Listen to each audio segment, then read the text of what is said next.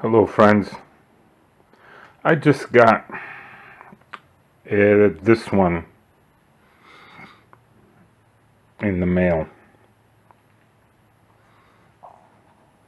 Gonna have a discussion, some ideas here. Now I am trying to get this in focus with my Canon 5100 using my Tamron lens. But that's not the reason I am. Nope, I can't. Okay. The reason for this video is Panasonic and Canon have just announced mirrorless full-frame cameras. Well, actually, Canon did. Panasonic is a rumor that most people think is going to be fact. So, why now? Why are Panasonic and Canon jumping into the full frame market? And for those of you who are new to photography, full frame means 35 millimeter. 35 millimeter is the glory days of the 60s, 70s, and 80s when cameras took 35 millimeter film. You, in 24 or 36 rolls, you took all the pictures, took the roll to your local pharmacy or photography store, and the roll was developed. So back to the question. I think the sharks smell blood in the water. Nikon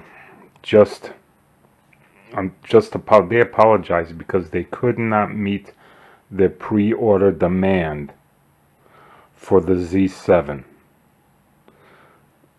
And they're making 20,000 of those a month, and they could not make their pre-order demand.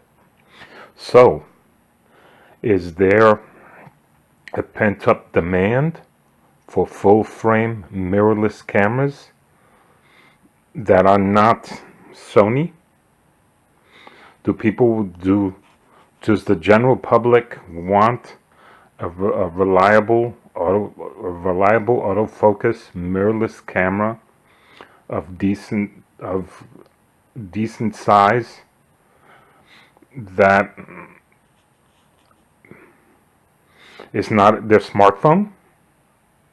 Is that the reason Panasonic and Canon decided to have this? Especially, I'm surprised about Panasonic because they own the Micro Four Thirds, and the G9 from what I've seen is a very good camera for Micro Four Thirds. But I also noticed that G9 is a Micro Four Thirds camera that looks and feels like a DSLR. I don't know if it's selling that well, but maybe, I'm just guessing here, maybe the whole thought of full frame 35 millimeter and mirrorless at a price that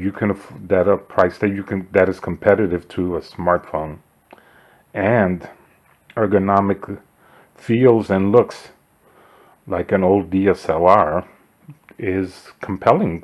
Maybe this is good. Maybe the photography market will grow again for that reason. And I think the sign of that is that the huge demand that the Nikon Z7 has, that the Nikon C7 has. Maybe there's the people that want. So I guess, do you want a mirrorless A mirrorless full frame that works as good as Sony, but feels like a DSLR. I don't know if I can do this with one hand, but yeah, this one is all beat up, but it still works.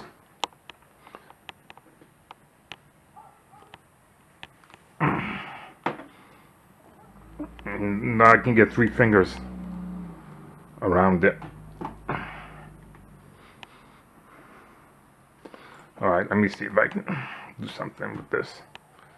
Let's not go from close up to right there. Okay. Notice I can get 3 fingers around it, and that's okay. Maybe too comfortably.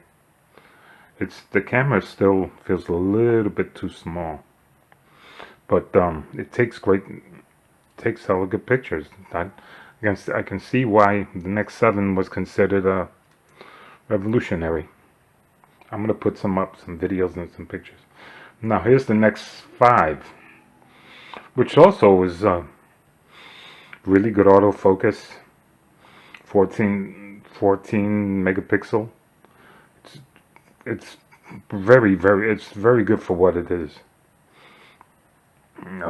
But look, 2 fingers and the rest down. See, that's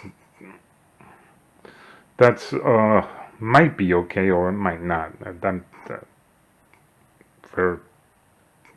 See, and so my point I'm trying to say is, at the proper price point, which could be 2,000 or less,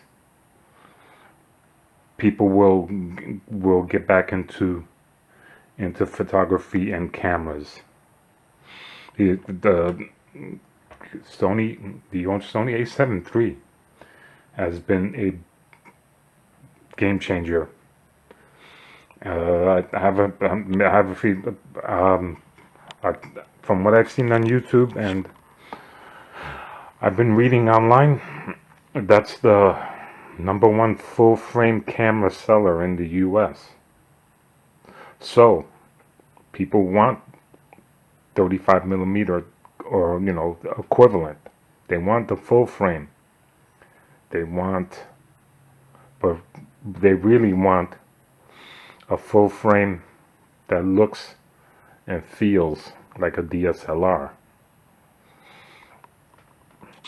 Now I'm holding and using the Nikon D5100, which is a small improvement. It's a good improvement over the Sony, in terms of feel. The autofocus isn't, as you see, I struggle with the autofocus. There is no autofocus essentially during video, but I also have a D200 that doesn't do video, but the D200 feels best in my hand. So if they can make a mirrorless